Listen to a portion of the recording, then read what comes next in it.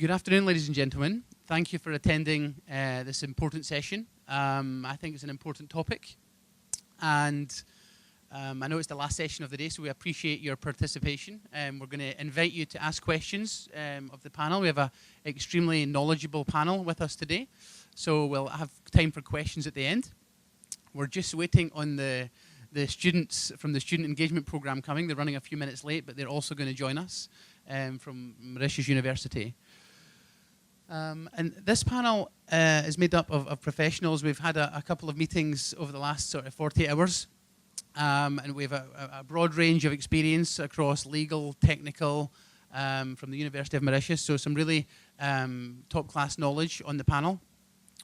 And I put together a few statistics just to help frame the size of the challenge that we have in the race to power Africa with solar off the grid. So if we, research suggests that around, in sub-Saharan Africa, around 550 million people that don't have access to electricity. And at the moment, there is approximately 2.4 gigawatts of electricity produced using solar. And the total capacity of sub-Saharan Africa is approximately 100 gigawatts of power. So just over 2%, so there's a huge way to go in terms of connecting these people that are not currently connected to networks. They don't have electricity to power their homes or schools or hospitals where they live. So it's a really significant challenge and one that is worth debating. From Agreco's perspective, I'm going to just touch on Agreco's perspective on renewable power off the grid for a couple of minutes, but this is not about myself or Agreco, it's really more about hearing what the panelists have to say. But from Agreco's perspective, we are focused on supporting high companies and businesses and governments that require high amount of power for their operations and really integrating solar and battery technology with thermal generation to enable these companies to displace as much fuel as possible. So that is really what Agreco is focused on. And what I'd like to do now is just hand over to the panel, starting with yourself, Mohammed, and we'll go along. And if you could just introduce yourself, please, and introduce your thoughts on renewable energy in Africa. Thank you. Thank you very much, and thank you for being here. I know it's after lunch and before we leave, so thank you for bearing with us. We'll try to be as clear as possible. I'm from the University of Mauritius. I'm Khalil Elahi. My background is engineering, but for quite some years now I've moved into environment, sustainability, even the issue of governance and development. When it comes to Africa, as you rightly said, Alan, development is a priority with about 550 million people with no access to energy. And I think we'll have the chance to talk about, of course, off-grid, which means standalone systems. But I would like, in particular, to relate that with what we can learn from the experience of feed-in tariffs, which has worked well in many parts of the world, including in Africa, including in Mauritius. I think we'll have the chance to come back to that, and I would like probably to highlight how feed-in tariffs can help us to frame good off-grid solar programs for Africa. Okay. Thank you very much. Lila, would you like to introduce yourself? Yeah, sure. So my name is Leila Hubo. I'm a lawyer, a partner based in Paris. I'm from Dentons. I operate in Africa, so my work, I'm a project lawyer. I advise sponsors, developers, but also the public sector, developing their power project, renewable conventional project across the continent. And I would like to share with you my experience of what is currently happening in the off-grid sector, what are the main concerns of the operator and developers, and how we could twist the model and improve everything so to make it really happen. Okay, thank you. Pierre? Okay. Hello, everybody. So I'm Pierre Ego. I'm working managing the activities of Green Yellow in the Indian Ocean and Eastern Africa. So Green Yellow is the subsidiary of a mass retail group, and we are the energy manager of this retail group. That means that basically what we started with is taking care of the load of our shops and also doing energy generation and self-consumption of the shops. So that's our first DNA. Our first DNA is managing shops, even though they are on the grid. Most of them are in France, in Brazil, Colombia, Thailand, and in the Indian Ocean. But that's the knowledge of taking care of one load, one grid, even though it's connected to the grid. Then our next DNA, second DNA is grid-connected systems, but as IPPs.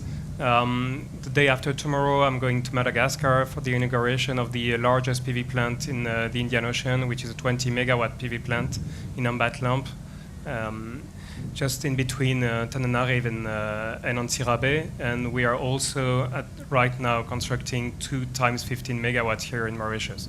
So that's the second part of our DNA, and that brings me already a bit to mini-grid, because when you're talking in Madagascar about injecting 20 megawatt on a grid that is quite small, it's 150 megawatt at peak of the grid, you have to do the studies on the grid and understand how it works. So and whether your PV plant will be accepted by the grid. It's not like when you're in a large grid like South Africa, where you know it's going to be able to get it.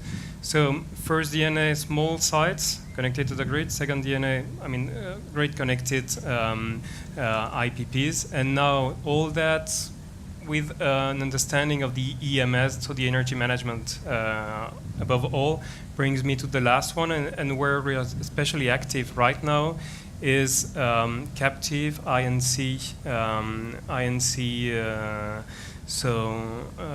CNI, commercial industrial places, but mostly industrial places on the African continent, but that are off the grid. And also, we just signed an agreement with Jirama, the utility of Madagascar, to power towns that are off the grid. So we're talking between 500 kilowatts to a few megawatts of off the grid, taking 100% of the load and powering that. And certainly we can talk about it, but it's a mix of thermal, of batteries, of PV, and managing all that. We're right in the middle of that, and I'm happy to take questions about it right after that. Thank you, Pierre, and we'll come back to a couple of questions I've got on your particular projects. Just move on to Antonia. Yeah. So I'm Antonia Ossoni from Blue Solution. Blue Solutions is a subsidiary of the Bolloré Group, so you might probably know the Bolloré Group for the leading position in transportation and logistics, in entertainment and media, with now the Vivendi Group, but also in Blue Solution, so energy storage solution. We produce our own technology that is patented by the group. It's called LMP, lithium metal polymer. So it's part of the lithium family of battery, but it's an all-solid battery with key assets, particularly when we are targeting location in Africa. So just to give you a very brief overview, the internal temperature of the battery is between 85 and 105 degrees C, so it's particularly resilient to high external temperature with no AC needed and very low maintenance. It's particularly safe because there is no risk of explosion of fires. You might remember some cases with other lithium-ion technologies. And there is no loss of capacity over the time, so you don't need to oversize the initial system. So that, for me, the 3 main assets of our technology. We use this technology for 2 applications. For mobility application in electric buses or vehicle, we have already 250 electric buses running, including in Africa. We have buses in Abidjan, in Yaoundé, and in Brazzaville, and 4,000 electric vehicles. And it's the same technology that is used for stationary usage. And we have right now 25 operating sites off-grid, mainly in Western and Central Africa. So we act as a technology provider, a solution provider, because sometimes we need to include the conversion and the energy management system, and also sometimes as a developer.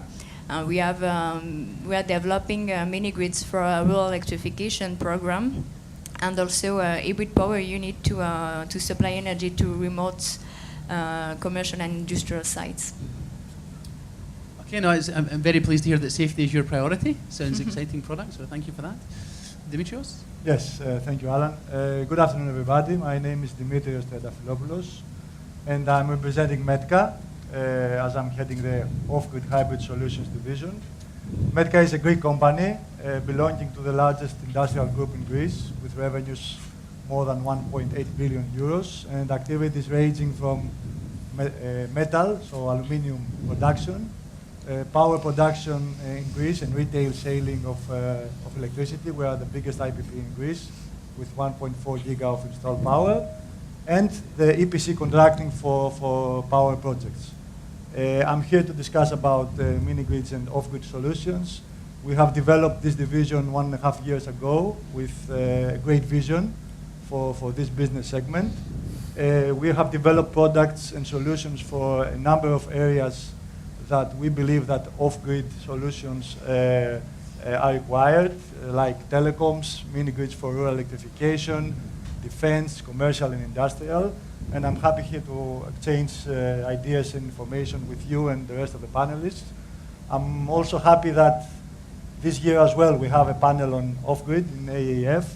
Last year, I believe we had this innovative spirit of something very, very new.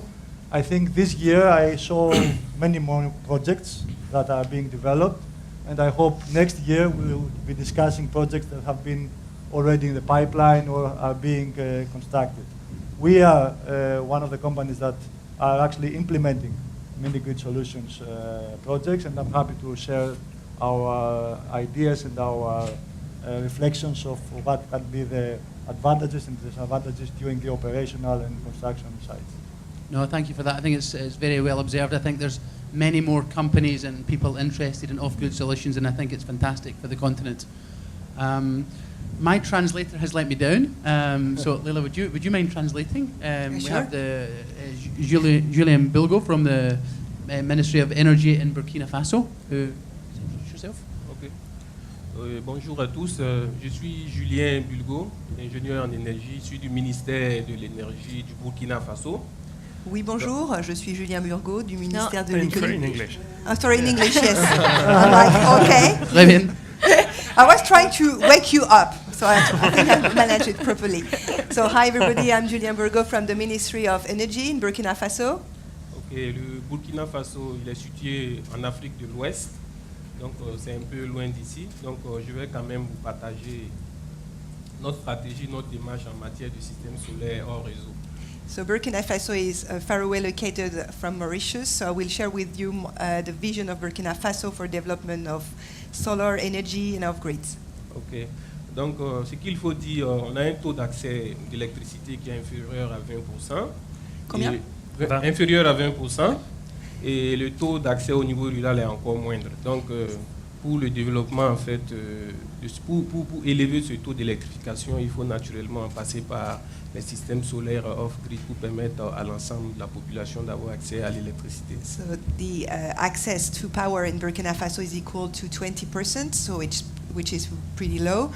So in terms of improving such access, it will be necessary to develop the off-grid solutions to be able to make it fast. Okay. Donc pour les 5 années à venir, on a beaucoup de projets, surtout dans les villages. Donc les mini-grids concernent surtout les villages où le réseau n'est pas encore arrivé. Et on a actuellement 126 projets qui sont en cours d'être lancés pour permettre à ces populations-là d'avoir accès à l'électricité. Okay, so in the next 5 coming years, we have many off-grid projects, mainly in small villages, in remote areas, and we currently have 126 projects to be developed. Okay. Nous avons également une agence nationale, une agence burkinabé de l'électrification rurale qui est chargée effectivement de conduire toute cette politique-là. Et pour les zones effectivement isolées, loin du réseau, la solution vraiment, la première solution, c'est le solaire hors réseau qui est visé. So Burkina Faso set up an agency dedicated to off-grid projects in remote areas, and believe that will be the solution for the country. Ok, j'aurai l'occasion de revenir plus en détail. Je Oui, merci. Yeah, he will develop more in details during the panel discussion. Okay, merci. Thank you.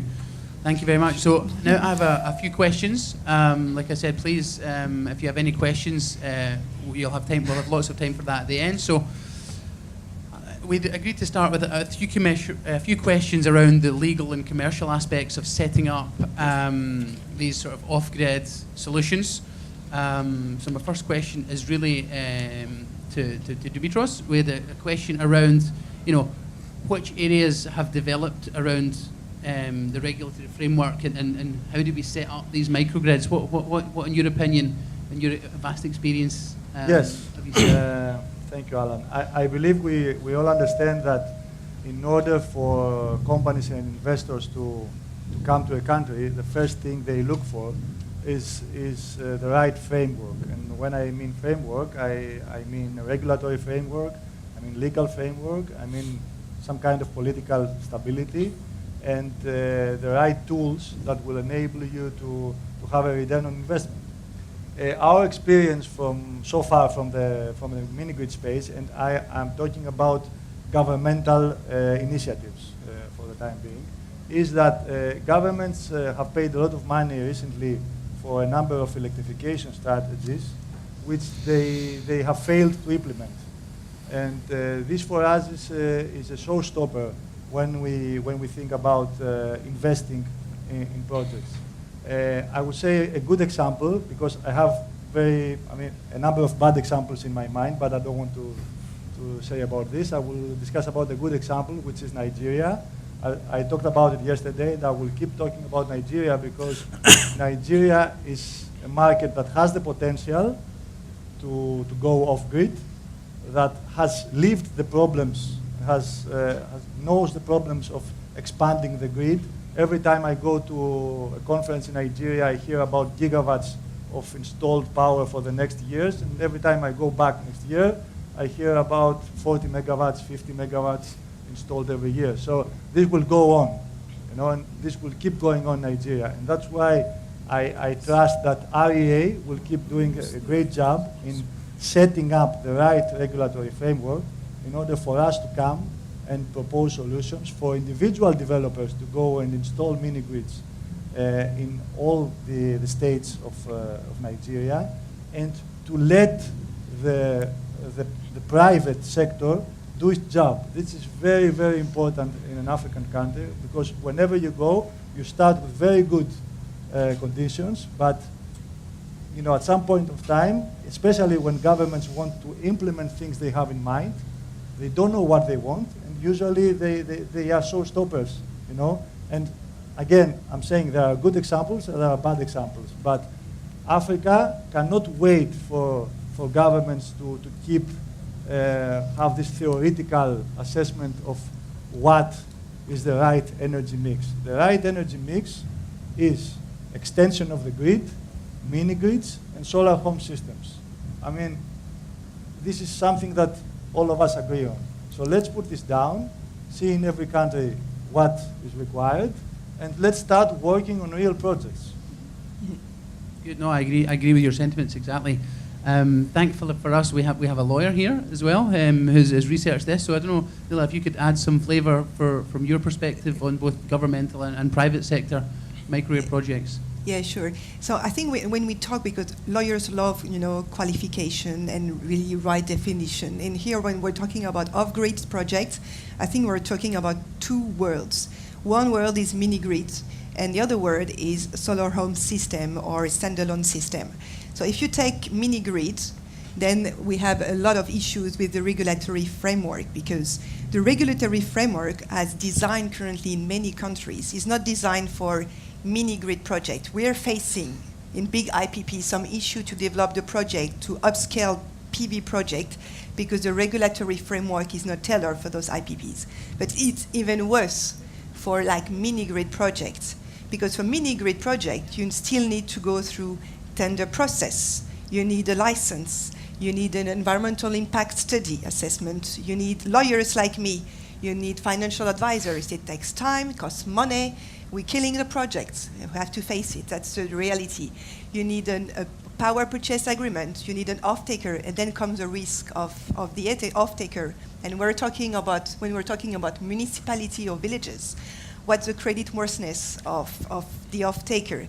So that's the whole issue of mini-grid today, because the regulation is, and as you mentioned before, the topic was an innovative topic a year ago, so it takes a lot of time to country to adjust their own policy. So policy is really behind what's going on for mini-grid, and we need to speed up the process to adjust the policy to make them more flexible and lighter to be able to scale those projects and to be able to finance them. Then if we talk about standalone system or solar home system, it's another world. I think that world is not a monopoly world at all. It's a retail business. So you are like a private company selling to private customers. You don't have any land issue because you put the PV solar models on the roof. You have your own consumer. Then we have more operational or more business issues, but it's not regulated. So we're not facing any regulation issue. And in many countries, it's possible to have some collateralization of all the receivables. So it's more financeable than mini-grid system. But I will come back to the issue we're facing in terms of financing. So really keep in mind that we have two business, and today it's very urgent for government, and I think I'm very pleased to hear that Burkina Faso set up this regional agency for the development of grid project, because when we talk about off-grid, I think the development issue is critical, and it has a direct impact on the quality of life of people in terms of lightening, so people can study, and in terms of cost saving. So it's really visible day one. And that's why it's critical that we have a strong policy and strong political willingness to change the model, to adapt the model and the policy. Maybe. It's a really clear and an excellent answer. Thank you very much. And I think, around education, I think, if we can bring high levels of education to these 550 million people through what we're discussing here today, it will have a really huge impact on Africa as a continent and all of the countries. One question? Yes. Sorry, I'm the Minister of Infrastructure from Rwanda, and I'm very much interested in what she's saying, which is very, very important. Indeed, there are two different words, the mini-grids and the solar home systems, which we have and all that. In our case, we have one regulator for both. Okay. And we have a strategy that defines it clearly for the mini-grids and for the home solar systems. But we're very much interested, really from your own experience, to see what we have and see whether there is any gap that we can fill. Because what she's saying is very important, that if there is no clear strategy and policy, and there is no clear regulatory framework, it will be chaos and it will be costly for everyone. So for me, that's a very, very important policy, I think, decision for every country. Thank you. No, absolutely, and I think hopefully by next year we'll have much clearer answers to some of those questions and have a panel specifically perhaps on some of those two particular aspects of this topic. If I may add on this issue as well, because I think it's quite interesting that we started talking about off-grid solutions and very rapidly we move into mini-grids, and because I think we all understand that if we are talking about an emergency, about the need for development, the urgent need of development, the first thing that comes to mind is to have off-grid. But then very soon after, in the medium term and indeed in the long term, the vision must be something that integrates the possibility of scaling up, of moving into sectors beyond electricity, because we are of course talking about access to electricity, but it's not just about access to electricity, because you want also to promote small businesses. You want people after a few years having off-grid, they can move to something which is more elaborate, more wider still. So I think one of the issues why I was saying that at the beginning is that we can learn from the feed-in tariff experience. Feed-in tariffs obviously refers to something else, where you have the grid and you feed into the grid. But the feed-in tariff experience, which has probably worked in many countries, including our own country here in Mauritius, I think it is now going through a different phase where we see it being replaced by tender processes. I think 27 countries last year moved from feed-in tariffs to auctioning, that is through tenders, in order to promote and increase the penetration of renewable energy, in particular solar energy. But my point is really that we can learn a lot from the experience of feed-in tariffs. It doesn't mean that when we are designing, engineering off-grid systems, it becomes an end in itself.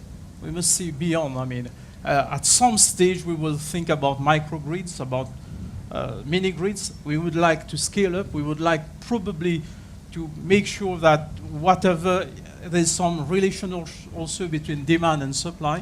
Because one of the issues I was glad also to listen to some of the speakers in other panels is that we must think about demand side as well. It's not just everything. Of course, there's a need of energy, but also if you misuse it, you waste it, you use it inefficiently, whether it's off-grid or mini-grid or even smart systems, we are going probably to be caught into the trap of short-sightedness. So my point, and I think, Honorable Minister, you're quite right, is that we must have this clear strategy and vision beyond the off-grid, what is there and what are the options. I think one of the things also mentioned, I'll close with that, is that probably hybrid solutions must come in as well.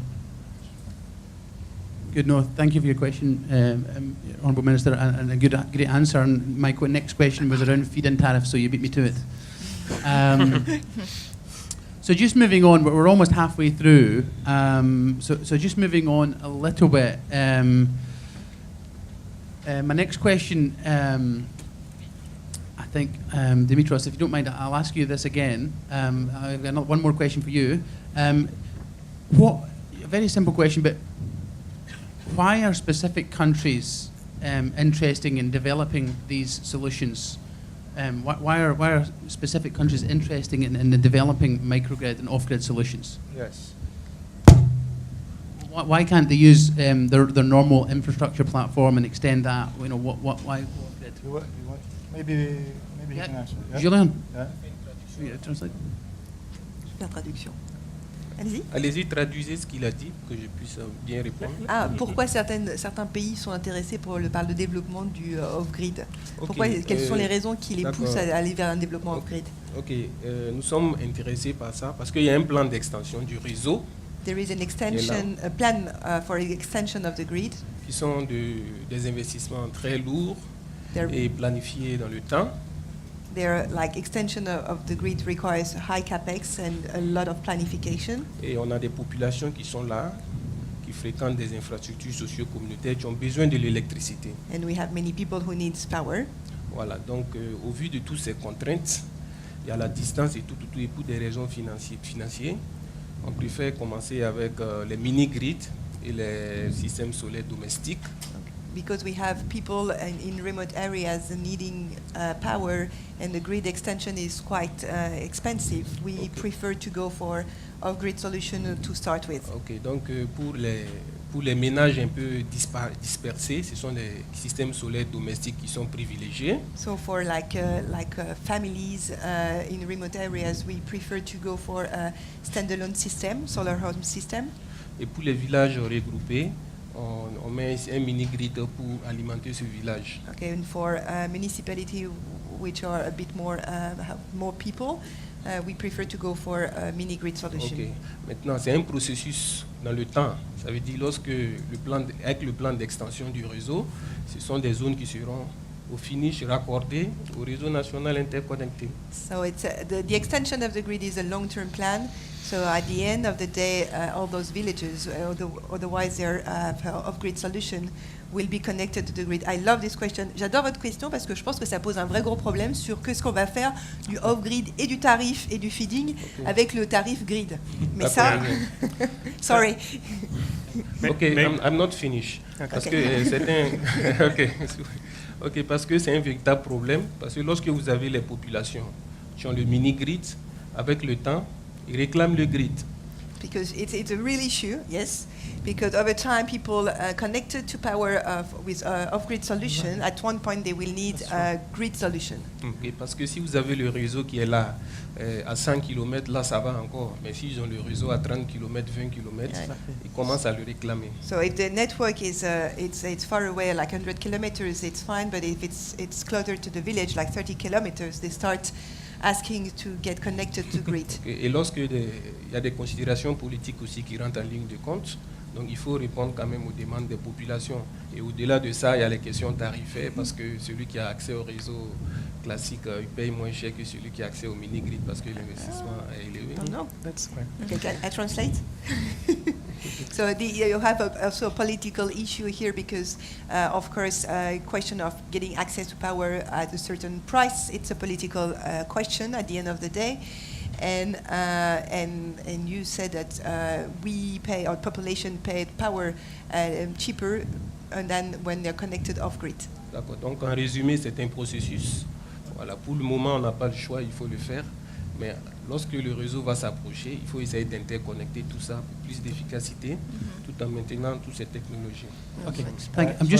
I'm going to pause here for one moment, just try and summarise where we've got to, because we've still got a few questions around operations. Just to add then to this, just to add a few things, because it's important. I mean, it's obvious why an African country would like to include in its energy mix renewables and mini grids and hybrid solutions, because there is free fuel, there is the sun, it's abundant. There is a lot of area. I mean, in Europe we are fighting to get some little space to put our PV panels. There's lots of area, and people need to cover some basic needs which are deriving from the abundance of power. So these are three basic, factors of someone wanting to go down the road. I will add the fourth one. When you see countries like the United Arab Emirates or Saudi Arabia that have plans in 2030 or 2040 to have a total independence from oil, then you cannot have a non-oil producing country depending on oil and fossil fuels for its power. I mean, these are obvious. I don't think that I'm saying something new. No. I'm just restating the basic reasons why a government should subsidize, at the beginning at least, this kind of investments. No, I think I met some of the students earlier this week on the Greco stand, and one of the students and people who are learning about climate change and about energy, the number one reason to go down the solar route is for them is really about climate change. They're worried about where the world is going to be in the next 50 or 100 years. When many of us will not be here, so that is one of the main reasons to go down this route. The second reason is really a cost, has cost implications to use solar to offset as much carbon fuel cost as possible. And the third reason, and a very important reason, is to start connecting some of the people that have never had electricity for 24/7. So there are three huge reasons why countries should do it. Well, I'd like to challenge a bit what has been said so far. I think we're coming from the background that large-scale grid is always better than small-scale, is always going to be cheaper. At some side, it might be true. For instance, I'm coming back from Ethiopia, huge potential of hydropower. They can have electricity power at 3 to 6 cents per kilowatt hour, dollar cents. There, I think, yes, you need to extend the grid. That's a country that can extend the grid. But even them, once they have reached 70% of the population, the remaining 30% will be microgrids because they cannot extend the grid. And then you have other countries where you're still relying more on thermal power, and you will still do it because you don't have geothermal, you don't have hydro, you don't have other means. And then there, I think already now we're seeing that putting PV on rooftops of industrial plants is cheaper than the grid. So already there, we're seeing that small isolated PV is cheaper than the grid. Okay, there are some investments that are needed on the grid to make it acceptable that the intermittent, the PV can be accepted on the grid. but we're already cheaper. And so what I see coming is, on the one hand, on the grid you have disruption on how the grid is working. You have off the grid with already you have home solutions. I mean, for lighting, etc. You have lighting solutions also on the street. You have really simple. Another application is you had the leapfrog jump in terms of telecommunication, and so the base station, I mean the tower, they need to be off the grid, and they are now getting hybrid solutions with PV. But that's where you're coming from. Then a bit more complex. What we're doing in Madagascar is taking a whole town that is already off the grid and making it change, making it cheaper, so that we're reaching the normal tariffs that should be, I mean, grid-based tariffs. And there, you're questioning whether it's good or not, whether it will be necessary or not to draw the grid from the main grid and link them. And I think that's where we're going. I'm betting on the fact that in a few years from now, many of the off-grids and the mini-grids that are there and that we are building will be cheaper, and the people will be better off, and there won't be a need for the grid to be connected. And even more than that, I think more and more people will want to be not to rely on the grid in Africa and maybe elsewhere. I mean, that's what we're seeing a bit everywhere. No, so I'm just going to. Also to complete, I think there is a change in the way to consume, because before, like when you're connected to the grid, you're not really an actor of your own consumption. Exactly. Like you're kind of paying a general fee. You don't really realize what you are consuming. And when you have this a mini grid, like with the prepaid system or solar home system, people are really taking ownership of their own consumption, and it's really important. So it's really important for them to be their own actor of the energy consumption and to be involved in the process. The social acceptance of the project is very important, and for this reason they can accept also to pay maybe a more expensive price. If the discrepancy must be reasonable for sure, but they can accept to pay another price for another service that can be even different with the digitalization now, with the mobile money, with a different way of consumption. So it's a good point, and it brings me on to my next question, Antonio, which was for you. Are you able to just describe the steps involved with implementing an off-grid solar project or solar and battery project? Are you able to sort of describe the steps? I don't hear you. Could you describe the steps involved with implementing a solar or battery off-grid project? The different steps to implement. Sorry, I'm having difficulty to hear you. The technical or operational, what are the practical steps from implementing a project? Yeah, for sure. Just to give you a concrete example of what we are doing in Guinea, I think it's a good one because we can face the different things that we were saying. First, we lost 6 months talking with the Rural Electrification Agency and the minister, etc., to try to strengthen the local framework, because the regulatory and legal framework, what we said, was very weak. So we needed to talk with them to explain how important is it for a private investor to have flexibility in the tariff, cost-reflective tariffs, to anticipate what will happen when the grid arrives, to have licensing operation that is easy, etc. Then, what is really important is site selection. So, for sure, there is a planning for grid extension. It's always changing. There is a lack of clarity. So, it's really primordial. It's really important to target sites that will remain off-grid after a few years, after 10 or 15 years, because the business model is difficult to build for rural electrification in mini-grids, in small-scale mini-grids. And so the other thing is the fact that when you just rely on domestic usage, the consumption, as you might know, is between 6 to 9 o'clock. So great for us. We are a technology provider of storage, so you need storage to provide energy to this household at night. But during the day, when the energy production from PV is cheap, what will happen? So to boost your business model, you need to have productive activities. But the wonderful village with a telecom tower, with SMEs, with little factories that can consume during the day, it doesn't exist. Or yes, it can exist, but it's not a generality. So if you want to replicate, to have a robust model that can be replicated, you need to invest in the infrastructure to sell service. Everyone is talking about selling services, but you need to sell the service and to boost the consumption during the day.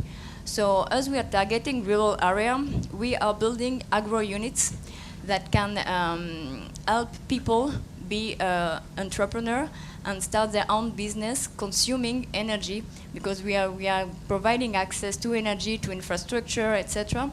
So like that, we have a kind of a holistic and comprehensive approach that help develop the local economy, and like that, people can afford to pay for it and to have this a replicable model. Okay, great answer. Thank you very much. I have two more questions for the panel, so then I'll hand over to the audience. So please, if you have any questions, please be prepared. So Mohammed, I'd just like to ask you your experience from having implemented solutions here in Mauritius.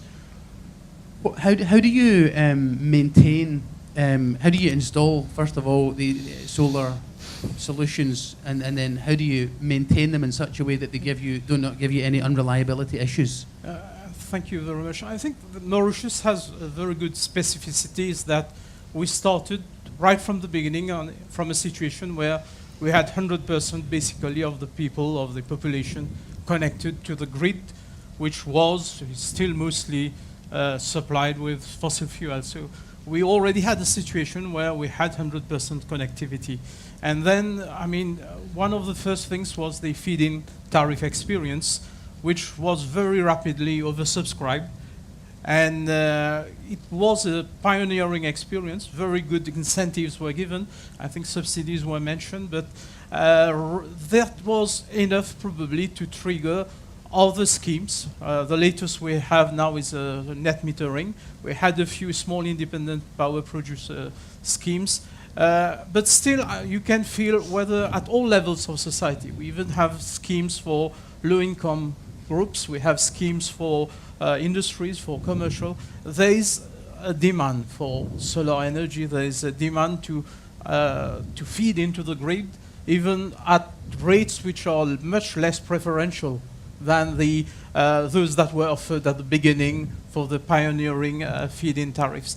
I would like probably to retain one of the things which was just mentioned is about empowerment. I think what helps, and we see it in Mauritius, is that literally it's about empowering people.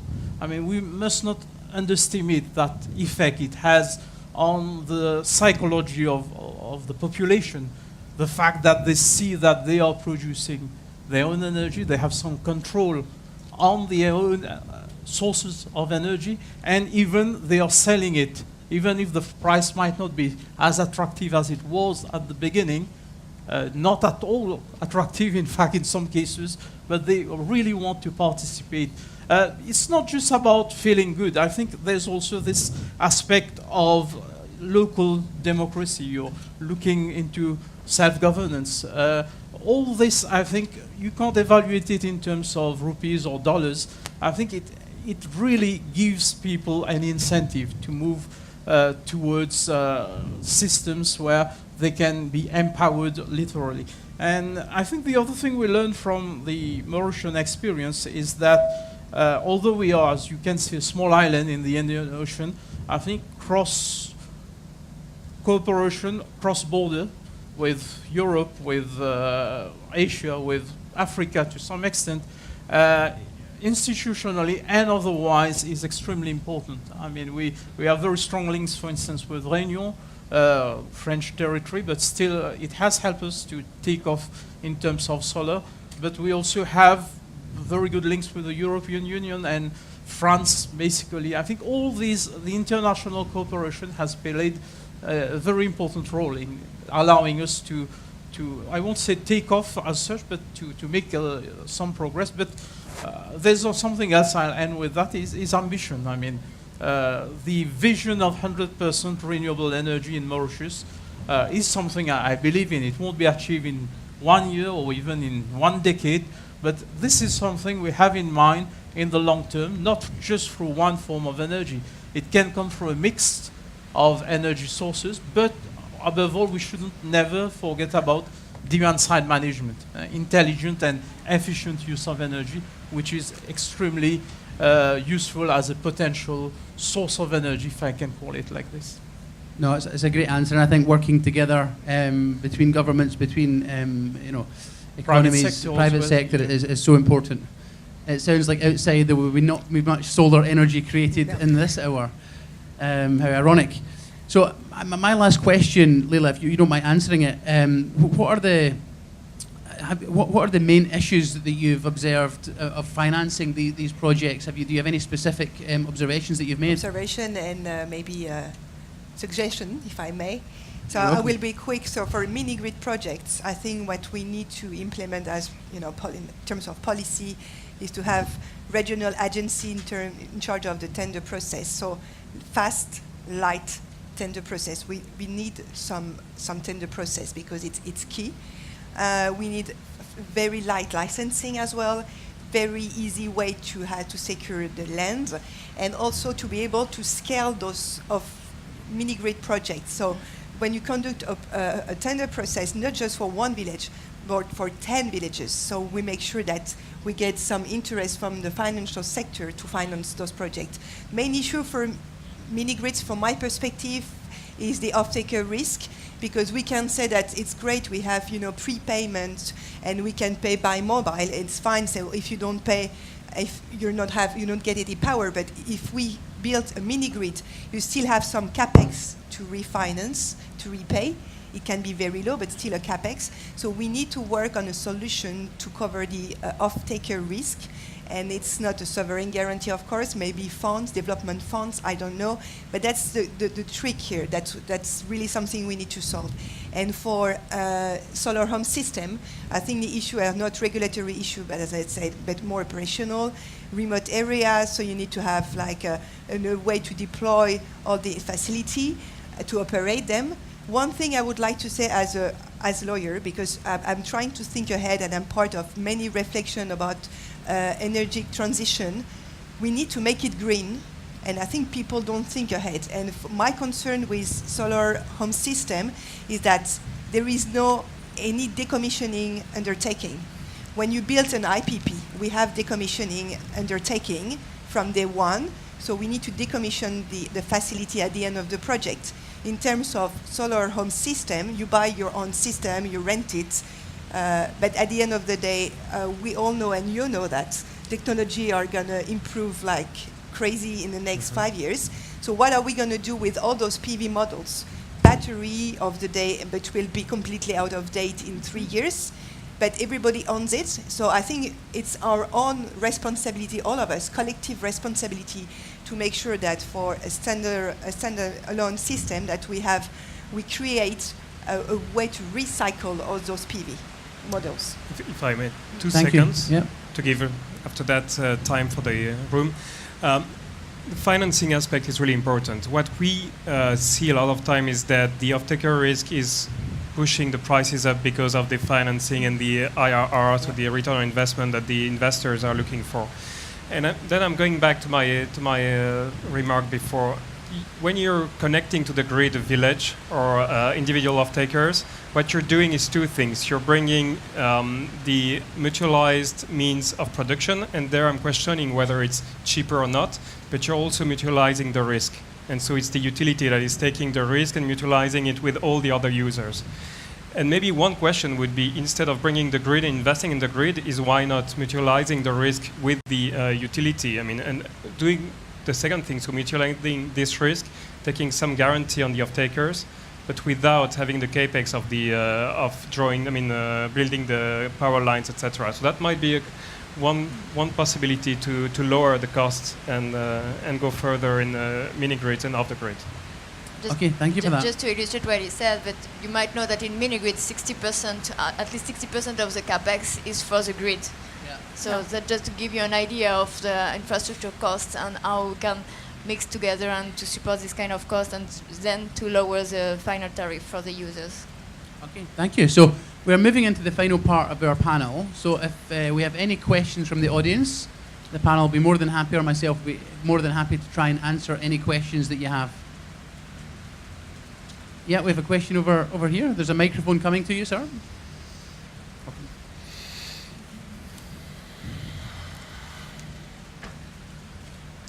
Yeah, for home systems, which from what everyone's saying, there's going to be a lot of, and there's going to be a lot of growth. Net metering is very important for that to work.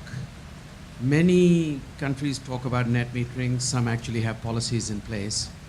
Question to the panel is, how many countries on this continent actually implement this successfully and it works? Okay, so the number of countries, I certainly don't know the answer. I don't know if any of our panelists do, but I'm pretty sure it works here in Mauritius. So would you like to explain how that works here? Yeah, I have this. Okay, thank you.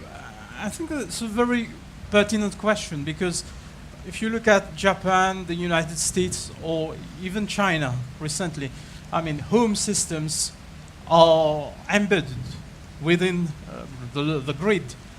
So we have a huge success in the north, in Europe and elsewhere, when it comes to home systems, home solar energy being used, but it's always in connection with embeddedment in an existing grid, which is always there to give the balance, the backup, and this is also to a large extent the case in Mauritius, because of course everywhere you have that grid availability, that grid connectivity. But when it comes to Africa, you have the main issue is about that 550 million people in sub-Saharan Africa who have no access as such to electricity. And the issue is really, first of all, to give them access, affordable access, and also continuous access to electricity and probably to other forms of energy. And then the relevance as such of the grid is probably secondary. I think, if I've understood your question. That's not my question. I agree with what you said. Yeah. It's an application, but where there is net metering, where is it working? Sorry? Where is it working? Where is net metering working in Africa? Maybe Mauritius is one example. It is working here. I mean, this is really oversubscribed. They are launching a new scheme, but I think we are talking, if I understand, about solar off-grid, and the issue of net metering doesn't, if my humble opinion is that... Yeah, you're right on that. Yeah, it doesn't arise as such. But I was saying, we must think in the long term. People won't, if it works, and God willing it works, we won't stop with off-grid. At some time, 30 kilometers or 10 kilometers, people will want more, and we have to be prepared for that, and it can come sooner rather than later. Thank you. Yeah, and that's definitely, you know, for another panel, the on-grid solution. So there was another question down here.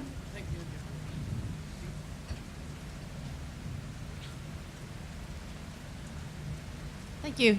My name is Marie-Sophie Furu. I work for Multiconsult. I was going to go back on the policy and planning issues that were addressed in the beginning of the discussion. Fully agree that for mini-grids developers, credible and realistic planning on the authorities level, policies that are facilitating development, extremely important. However, we see in some countries that it's not necessarily the direction it's taking. And while we are discussing with authorities, governments, and trying to promote that idea, and it's still not happening, maybe we're wasting time. So I'm wondering if it's not the winners here are those that are going to find some solutions to live in an environment of uncertainty, instead of waiting for those policies to come in place. I fully agree that they should be in place. I'm wondering whether or how long they will take to come in place. And with regard to this, to the time scope of 10 to 15 years, where will we see credible planning 15 years forward in time that we can actually rely on? Maybe in some countries, maybe in some not. And are those countries going to lose the race to solar power Africa? Somebody? So it's a great question, and I think it's really is country specific, and I think you'd like to answer this question? I just wanted to thank the team, first of all, for the good discussion that we have had. But the whole idea for me, from our own understanding, is that we as developing countries have lagged behind for many, many years. When I was looking at the numbers, I see that some of the lower middle income countries are less than 200 kilowatt hour per person. When I look at Mauritius, it's about almost 2,000. As I go up to countries like Singapore, it's close to 8,000. And when you go to a country like Australia, it's 9,600 and plus. So you can imagine for us to have a big gap, meaning we need on-grid and we need off-grid, and for a long time.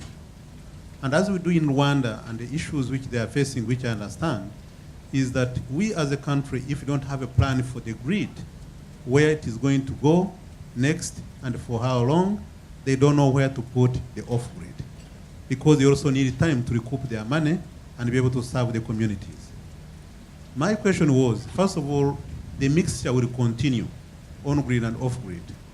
Even in the urban areas in Rwanda, less than 1% of the people, they have the rooftop off-grid, which is a good mix with the on-grid. Suppose you took the whole entire urban area and I say, well, why can't I have the rooftop off-grid so that eventually you can link it with on-grid as a solution?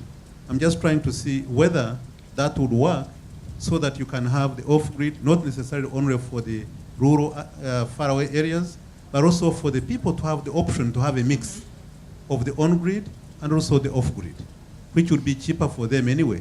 And then you can decide how you use your energy. I just want to hear from the team here.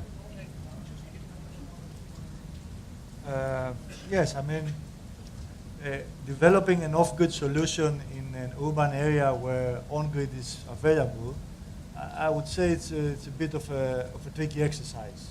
You know, I haven't seen many of these. Possibly in Europe, Germany is a good example where people go off the grid even if they have on-grid services and they become consumers and they sell to the grid the excess electricity. So I see that for African countries, and because, as you said, there's a big gap, although I tend to agree with this, I also see that this gap will not be that big in 10 or 15 years because you know, the rate of electrification will bring more demand of power. This is something that happens for life. What I mean is that I think the off-grid solutions are now ideal for areas that you don't have grid or you have very bad grid. It's a big step to think that an off-grid solution can be compared financially with an on-grid solution at this point of time in certain countries. I think that we should take it step by step. First, serve the areas that are totally off the grid, and then think about bridging solutions that are competitive with the on-grid. Okay, I'm afraid we're going to have to end questions there. That's the hour up. A fascinating discussion and a topic that's really close to people's hearts. This topic, you know, has the power to change hundreds of millions of people's lives if we get it right. So I hope we continue the discussion out with these forums. And thank you to the panelists for coming well prepared and answering all the questions. And thank you to the audience for your participation. Thank you very much.